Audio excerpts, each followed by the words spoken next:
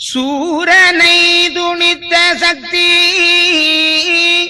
சூலமும் கடலில் மூழ்கி வீரமால் பதத்தை போற்றி விளம்புவாள் சக்தி மாது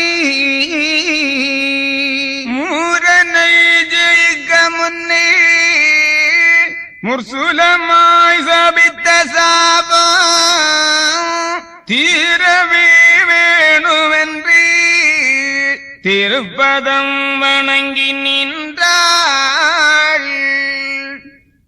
எம்பெருமானை வந்து எதிர்த்து நின்ற சூரனிடத்திலே அப்பொழுதும் எம்பெருமான் ஜீவனம் போல் உள்ள சில புத்திமதிகளை சொல்லுகின்றார்.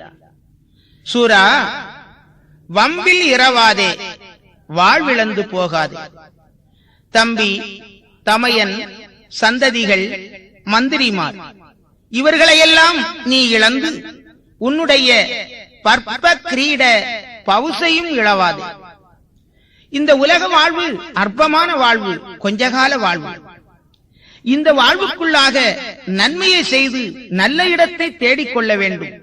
இல்லாவிட்டால் நீ செய்த தீமை உன்னை அந்த நல்ல இடத்திலே கொண்டு சேர்க்காது. நல்ல இடம் செல்ல வேண்டும் என்றால் நீ செய்த நன்மைதான் உன்னை நாடி வந்து அந்த இடத்திலே கொண்டு சேர்க்கும். எனவே தீச்செயல்களை விட்டுவிடு என்றார்.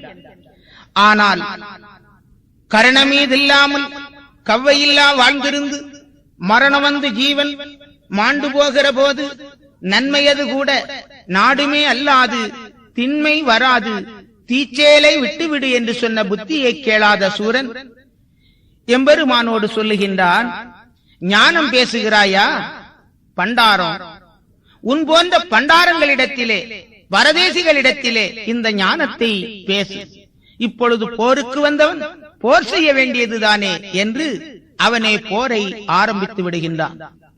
இதை அறிந்த எம்பெருமான் எதிர்த்து நின்று அவனுடைய சகோதரர்கள், அவனுடைய பிள்ளை மற்றும் அவனுக்கு துணையாக வந்த அசுர ஜைனியங்கள் அத்தனையும் அறுத்தறிந்தார்.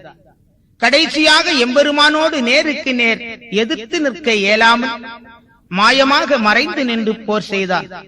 இவனோடு ஏன் நேரத்தை கழிக்க வேண்டும் என்று எண்ணிய எம்பெருமான் கையிலே தாங்கி வந்த வேலாயுதத்தை வெறுமா பதம் செவித்து சூரனுடைய மார்பை நோக்கி வீசுகின்றார்.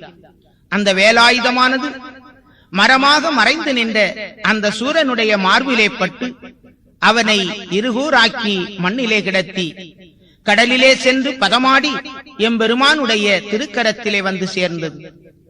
கிழிந்து கிடக்கின்ற, கூறுபட்டு கிடக்கின்ற அந்த அசுரன் துடிதுடித்து உயிர் அங்கும் இங்கும் நிற்கின்ற அந்த வேளையிலே எம்பெருமான் அவனிடத்திலே சென்று, சூரா, கொஞ்ச நேரத்துக்கு முன்னால் தானப்பா நான் நல்ல மொழிகளை சொன்னேன்.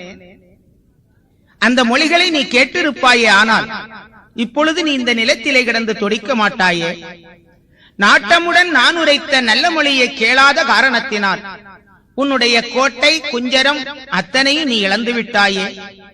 நியாயமாக தந்துவிட்ட சொல்படிக்கு நீ தரணியை அரசாண்டிருந்தாய்.